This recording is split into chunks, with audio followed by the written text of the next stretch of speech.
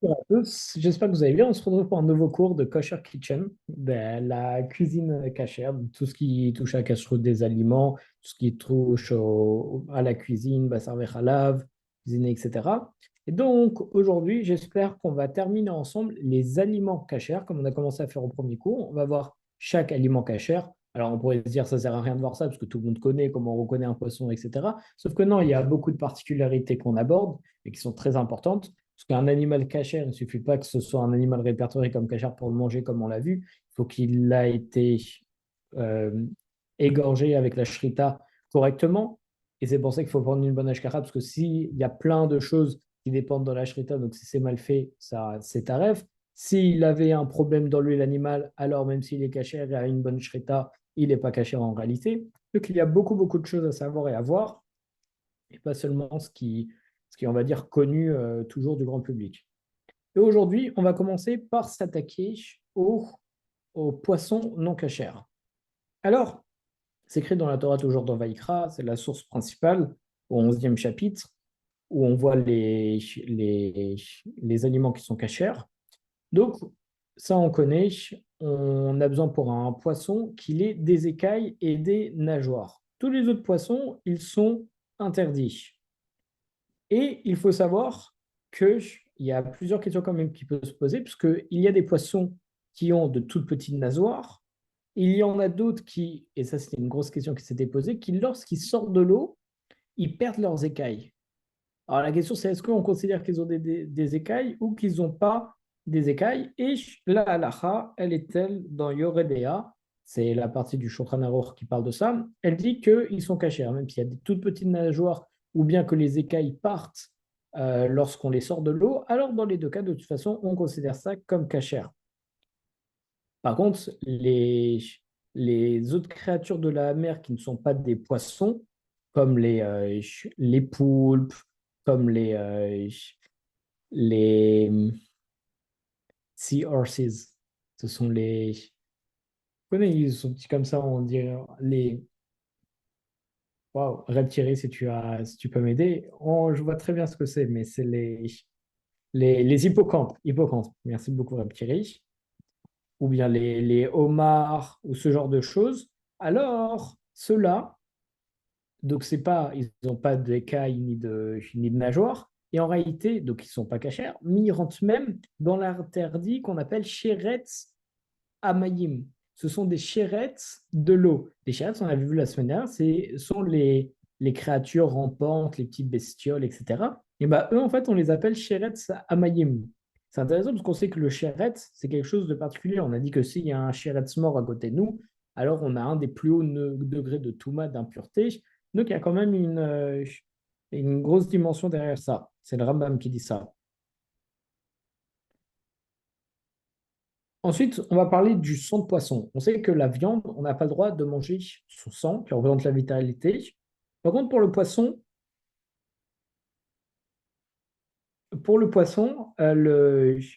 la, alors d'abord, excusez-moi, on va reprendre bien l'exemple de la viande pour faire la comparaison avec le poisson. La viande, même si l'animal est cachère et qu'il a été, euh, on lui a fait la shrita correctement, alors on n'aura pas le droit de boire son sang. Et d'ailleurs, à tel point qu'il faut bien saler la viande. On connaît avec le gros sel, il y a même marqué sel cachère. C'est un des plus gros sels qui justement va permettre d'absorber tout le sang. On doit laisser la viande avec le gros sel pendant plusieurs heures, voire une journée, pour que ça retire tout le sang qui est à l'intérieur. D'ailleurs, c'est pour ça qu'il faut faire attention quand on achète des viandes au supermarché, il y a des viandes qu'il faut cachériser. On se demande c'est quoi cachériser parce que la viande est censée être cachère avec la shrita. Cachériser, c'est parce que ce sont des viandes dans lesquelles on n'a pas retiré le sang. Alors, soit on les grille, il me semble, ça permet de retirer le sang, mais je ne veux pas dire de bêtises. Soit justement, on met ce sel là pendant plusieurs bonnes heures et ça permet de retirer. Miram Kiri me confirme qu'en les grillant, ça peut retirer le sang. D'ailleurs, c'est important parce que lorsqu'on va faire le procédé, donc exactement, bien joué Red Thierry, il me précise, comme dans le livre, il dit que lorsqu'on va faire le processus justement de saler, il faut d'abord rincer la viande, bien la laver, ensuite la saler et ensuite la laver de nouveau. C'est important. On dit aussi qu'il y a certains organes et artères qui doivent être retirés de l'animal parce que et ce sont des endroits où le sang passe vraiment en abondance. Et donc, on ne pourra pas retirer tout le sang. Il faut retirer carrément ces organes et ces artères pour pouvoir saler ensuite et retirer le sang, parce que sinon, il y en a beaucoup trop et ça restera. Par rapport au... Dis-moi, alors c'est très impressionnant parce que Reptiri, il m'envoie en même temps sur le Zoom des messages. À chaque fois, à 2 secondes avant que je passe un élément, il me dit l'élément d'avance. Il vient de m'envoyer, c'est impossible de laver le foie, il faut le griller. Et tout de suite, j'allais vous dire, par rapport au foie, alors, je- exactement le foie, on ne peut que le bouillir pour pouvoir retirer le sang qui est dedans. Et un foie qui a été... une seconde. Le mot, c'était pas boiled, mais c'était broiled. Donc, un foie, il faut le griller. Exactement, il faut le griller, pas le bouillir, excusez-moi. Il faut le griller pour pouvoir le cachériser. Et un foie qui a été grillé sous 3 jours après la shrita, il peut être cuisiné après l'avoir grillé. Mais il y a des poskim qui sont pas d'accord si le foie qui a été, par rapport au foie qui a été grillé après 3 jours, donc on a fait la shrita, et le foie, on l'a pris, et c'est seulement 3 jours après ou plus qu'on l'a grillé. Alors il y a des poskim qui disent que en réalité, on ne peut plus, et il n'est pas considéré comme kasher parce qu'il faut vraiment le faire sous 3 jours. Alors, il y a des choses importantes à faire par rapport au foie, au niveau de la cache-route. Une personne, elle doit toujours acheter un poulet frais avec son foie. Alors, lorsqu'une personne achète un poulet frais avec son foie, il doit faire attention quand est-ce que, du coup, le chicken, il a été, le poulet, on lui a fait la shrita, parce que on doit faire attention justement à cette histoire de 3 jours. On doit faire très attention de ne pas garder décongelé un poulet cru, le foie du poulet cru dans un sac en plastique pour 24 heures et un foie qui est trempé dans du sang, ça peut le rendre taref par la suite parce que ça va vraiment absorber le sang et on ne pourra pas le, le griller et le rendre cachère par la suite. Et les producteurs de volailles, parfois, ils font des paquets justement avec le poulet et le canard, leur foie, et ils mettent tout dans un sac en plastique, dans une cavité justement du chicken. Comme ça, on pourra, quand on voudra les cuisiner, on pourra les retirer avant de le cuisiner. Et si la volaille, elle a été grillée avant qu'on retire le foie, c'est-à-dire on a oublié de le retirer, alors le foie, il sera taref et il y aura un vrai problème de cache-route sur cet aliment. Il faudra consulter un rave. Encore une fois, il y a des éleveurs de volailles, ce qu'ils font, c'est que comme ils ne veulent pas séparer comme ça et griller et que ça dure plus de 3 jours, etc. Alors ils mettent un sac en plastique, ils rentrent un sac en plastique dans le chicken ou dans la volaille, et dans le poulet ou dans la volaille. Comme ça englobe le foie. Et comment ça s'appelle, les cuisiner, on a juste à retirer. Comme ça retire le foie et on peut faire comme on veut. Mais si on ne l'a pas fait et qu'on a commencé à cuire le poulet sans retirer ce foie, alors si c'est plus de 3 jours et qu'on n'a pas grillé le foie, c'est un gros problème. Maintenant, par rapport au, au poisson, par rapport à son sang, alors c'est permis de manger du sang de poisson. S'il y a du poisson dans le sang, on peut le manger quand même et on n'a pas besoin de faire tout ce processus de cache-route. Par contre, si on commence à recueillir le sang dans un ustensile, alors ça sera interdit, mais midera banane par les sages. Pourquoi? Parce qu'on a un problème de maritaïne. Maritaïne, c'est ce qu'on retrouve beaucoup dans les lois de Shabbat, où justement, on a peur que les gens ils nous voient de l'extérieur et qu'ils ne savent pas ce qu'on fait, et donc ils interprètent mal. Donc là, si on commence à avoir plein de sang de poisson dans notre assiette, et qu'on va pouvoir manger tranquillement, Alors, si les gens voient ça, ils vont penser que c'est peut-être le sang d'un animal et pas d'un poisson. Donc, il va dire, ah, bah, c'est permis de boire le sang d'un animal, ou bien en tout cas d'en avoir dans l'assiette. Et à partir de ce moment-là, on a le problème de maritime, on va induire les gens en erreur. Donc, c'est pour ça que c'est interdit. Sauf si on peut vraiment reconnaître que c'est du sang de poisson, comme s'il y avait des écailles à l'intérieur ou quelque chose comme ça. Mais bien entendu, encore une fois, s'il y a juste un petit peu de sang qui sort du poisson, etc., il n'y a pas de problème, parce qu'on voit qu'il y a du poisson et tout. Mais juste recueillir le sang, en mettre dans une assiette, utiliser en sauce ou quelque chose comme ça peut poser un problème de maritime. On sait que le sang humain, d'après la Torah, c'est pas inclus dans l'interdiction de boire du sang, mais c'est aussi interdit à cause du maritime, à cause du fait que les gens ils risquent de voir et se tromper. Donc, par exemple, s'il y a quelqu'un qui commence à sucer une blessure qu'il a euh, pour justement la... Parce qu'on sait qu'il y a aussi des enzymes et des choses dans la salive qui permettent de refermer une blessure. Et aussi, les gens, ils font ça pour retirer le sang qui est en excédent et qui n'arrête pas de couler. Alors, à partir de ce moment-là, il ne faudra pas avaler le sang. C'est interdit. On peut juste mettre comme ça et recracher par la suite. Mais si il y a du sang qui est jamais sorti de notre corps, comme par exemple une dent où il y a eu un petit coup, une gencive ou quelque chose comme ça, et il y a du sang qui coule, mais ça reste dans la bouche, alors on pourra avaler ce sang-là parce que personne ne va voir que on prend du sang d'extérieur et qu'on met dans la bouche. Donc c'est permis. Mais par contre, si par exemple quelqu'un il croque dans un bout de pain et il voit qu'il y a un petit peu de sang sur le pain parce qu'il s'est fait mal à la dent, alors il devra retirer le sang qui est sur le pain pour ensuite pouvoir en remanger. Parce que là, le sang, même s'il provient de la dent, il est sorti du corps. Par contre, s'il y a du sang de poisson ou du sang humain qui malencontreusement s'est mélangé avec de la nourriture, à partir de ce moment-là, la nourriture restera permise parce que en soi, le sang est permis, c'est juste une zera banane pour éviter le marétaïne. Mais si ça s'est mélangé un petit peu à de la nourriture et que ça s'est perdu, etc., c'est pas grave, on ne va pas interdire toute la nourriture. Maintenant, en restant sur la question du sang, on va avoir du sang qui est trouvé dans un œuf. Alors, on sait que les œufs, ça provient de la poule, c'est pas un gros douche, mais ça peut être fécondé. Lorsque c'est fécondé, alors il peut y avoir du sang à l'intérieur, c'est qu'il y a eu un début de fécondation. Donc, à l'époque, les poules, elles étaient élevées à proximité des poulets et il y avait donc beaucoup d'œufs qui étaient forcément fertilisés.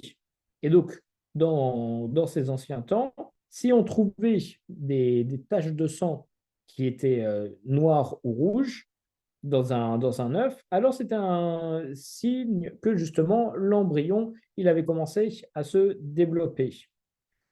Et ça dépendait de là ou de quel endroit de l'œuf on trouvait le sang. Et selon l'endroit, ça pouvait être interdit alpi Torah. Pourquoi? Parce qu'un œuf qui est fécondé, ça va donner un animal, donc c'est du sang d'animal, donc c'est interdit par la Torah comme on a vu. Maintenant, si on a un œuf comme ça, avec une tache de sang, et qu'il a été mélangé avec d'autres œufs, on n'a pas vu, on veut faire une omelette, on a cassé plusieurs œufs dans un pot, et on se rend compte que finalement, il y avait une tache de sang sur un de ces œufs. Alors, tout est interdit. On n'a pas le droit d'utiliser tout ce mélange de plusieurs œufs. Et on peut retrouver tout ça dans le Shulchan Aruch, dans Yoredea. Maintenant, si on commence à cuisiner un œuf dans un pot et il y avait une tache de sang sur cet œuf, alors même le pot, le plat, le bol, etc., il devient taref et il faut le cachériser. Et d'ailleurs, c'est vachement compliqué parce que il me semble que pour les Ashkenazim, le verre ne peut pas se cachériser. Et pour tout le monde, il me semble bien que la porcelaine non plus ne peut pas se cachériser. C'est Kli Cheres. Je ne dis pas de bêtises, considéré comme l'argile. Il faut vérifier. Donc à partir de ce moment-là, mettre un œuf avec du sang dans un verre ou dans un bol en porcelaine qu'on a l'habitude d'avoir, ça peut poser vraiment problème. Il faudrait peut-être bien jeter l'ustensile. À vérifier, à confirmer avec un rave, mais il me semble. Donc, qu'est-ce qu'on a l'habitude de faire? Ce qui est important, c'est de checker les œufs avant de les utiliser. C'est-à-dire qu'on ouvre un œuf, on met quelque part où on peut cachériser au cas où il y a un goût de sang, mais juste on le casse et on l'ouvre en deux pour vérifier s'il y a une tache de sang. S'il n'y en a pas, alors on peut transmettre dans notre pot, dans notre casserole, peu importe, pour pouvoir le cuisiner. Et voilà la manière classique pour pouvoir checker un œuf, on l'ouvre, on le met dans un verre transparent et on regarde s'il y a une tache de sang ou pas dedans. Maintenant, si quelqu'un casse un œuf, il met direct dans sa casserole par exemple, et il a oublié de le checker avant, alors le, le, Et avec un Ouais, donc, si on a des œufs on a pris un œuf, on a oublié de le vérifier et on le met dans une casserole ou dans un batteur et on le remue, on le cuisine, on fait nos œufs brouillés et après on se rend compte qu'on a oublié de les checker. Donc on ne sait pas si dans cet œuf il y avait du son ou pas. Alors, Rami nous disent que c'est quand même cachère, on peut rester comme ça. Pourquoi? Parce que la majorité des œufs n'ont pas de taches rouges. Donc, étant donné que la majorité n'ont pas de taches de sang, alors c'est permis. Ouais, tout à l'heure, j'avais une petite question parce qu'on avait vu avant que si on ouvre un œuf et qu'on met dans un pot et qu'on voit qu'il y a une tache de sang, alors même le pot il devient taref. En fait, la grosse différence entre les deux, c'est qu'il y en a un où on voit qu'il y a du sang, l'autre c'est un safek. C'est un doute. On ne sait pas s'il y a du sang ou s'il n'y en a pas. S'il n'y en a pas, on considère que comme dans l'Europe, dans la majorité, il n'y a pas de sang, alors il n'y a pas de problème. Maintenant, une petite technique, c'est l'utilisation de 3 œufs. Comme ça, on a la majorité. En fait, si on a 3 œufs qu'on a cuisinés ensemble et il se trouve que dans un de ces 3 œufs, il y avait du sang, alors les, l'œuf où il y avait du sang, il y a un problème de cache-route, mais les autres, ils peuvent être mangés et on n'a pas besoin de, de cachériser le pot. Et en fait, excusez-moi, l'œuf où il y avait le sang, il n'y a pas de problème de cache-route. Pas de problème de cache-route parce qu'il va être battel. Il va être, comment ça s'appelle?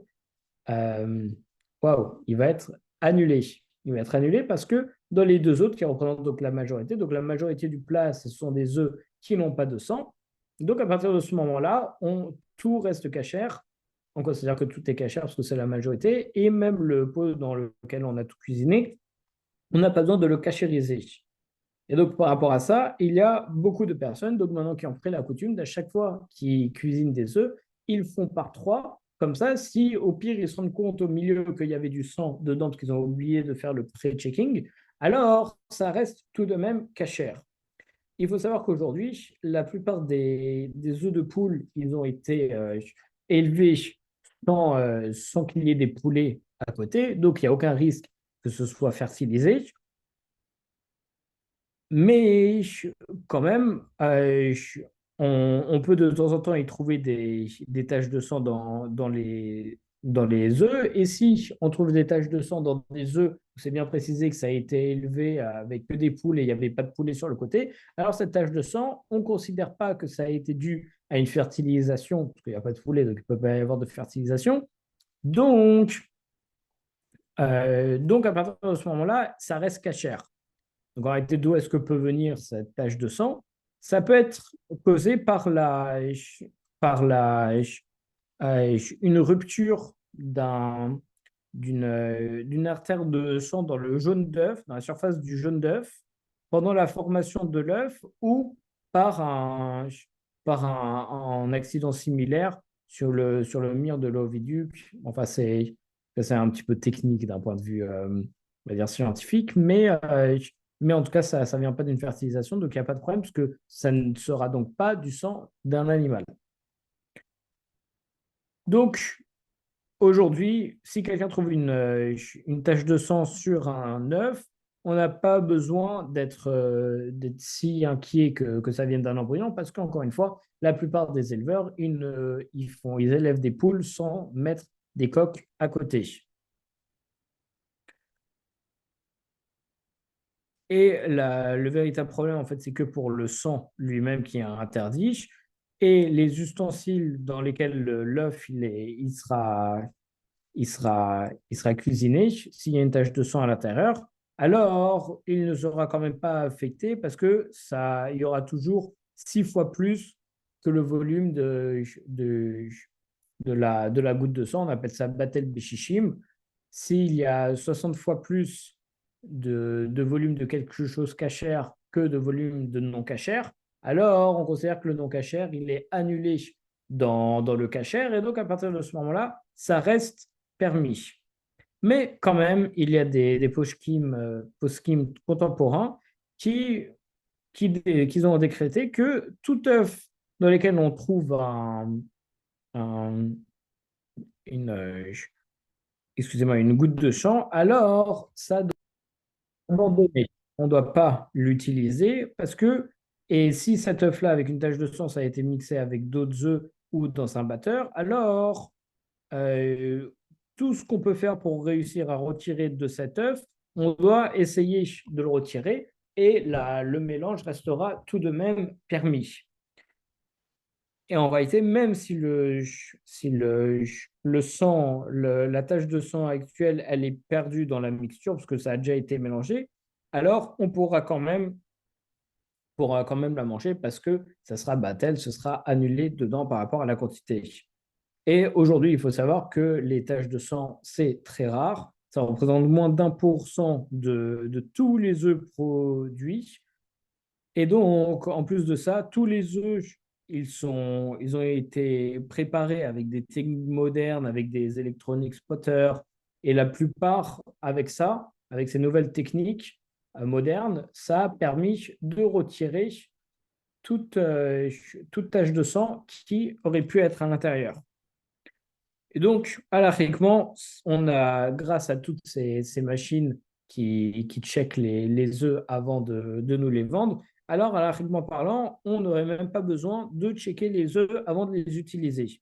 Mais tout de même, on continue d'avoir la coutume de bien les vérifier avant de les utiliser. Et si on fait de la nourriture avec des œufs qui n'ont pas été vérifiés, alors on pourra quand même manger cette nourriture, mais il y a toujours des gens plus scrupuleux qui ne mangent pas de nourriture qui est faite par des œufs qui ne sont pas vérifiés. Encore une fois, la lacha, elle est qu'on pourrait, parce que c'est vachement rare, en plus ça peut être battal, ça peut être annulé, etc. Mais quand même, ceux qui sont précautionneux, parce que c'est important de ne pas faire rentrer de nourriture pas cachère dans notre corps, alors ils font bien attention, et si c'est quelque chose qui n'est pas vérifié, ils ne mangent pas. Et la coutume qu'on avait vue précédemment de cuisiner toujours les œufs par trois pour pouvoir être battel, pour pouvoir annuler, aujourd'hui, à vrai dire,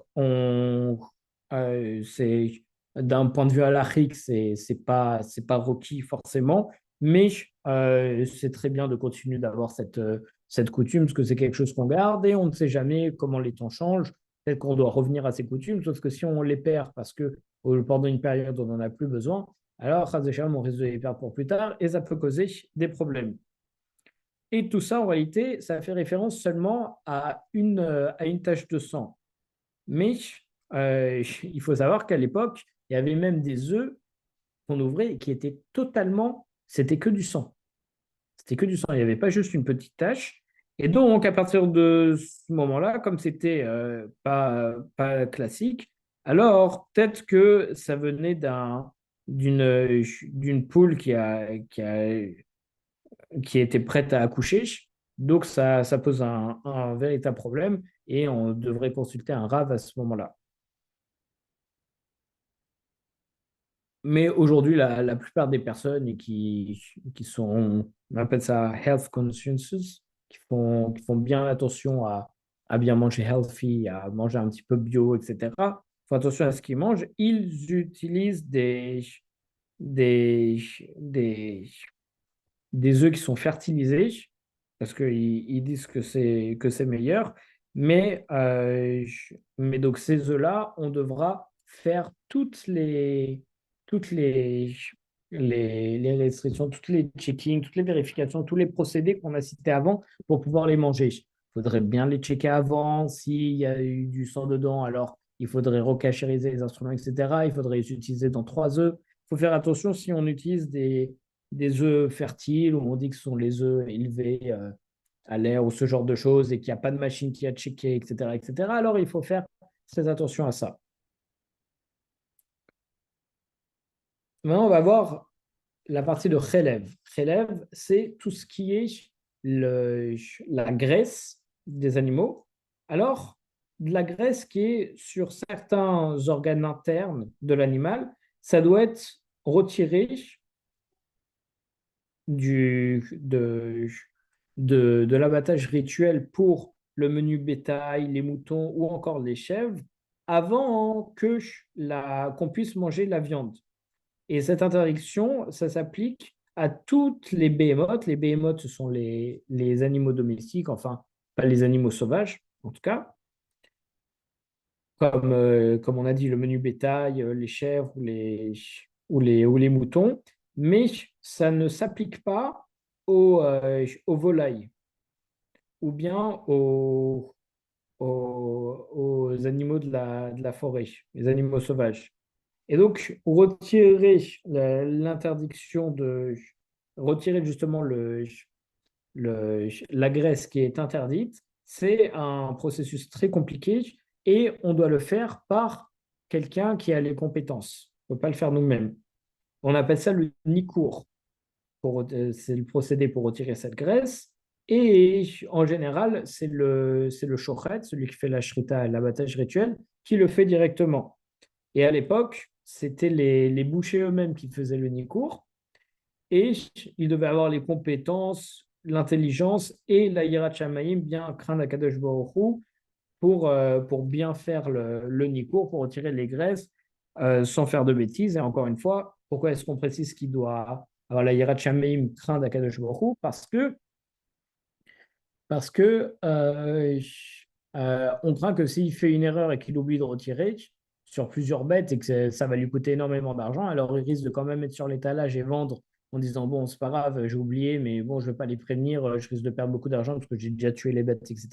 À partir de ce moment-là, ça ferait manger taref beaucoup de personnes. C'est pour ça qu'il faut faire attention à avoir un très bon shochet. Et on va s'arrêter là pour ce soir. Kol hakavod.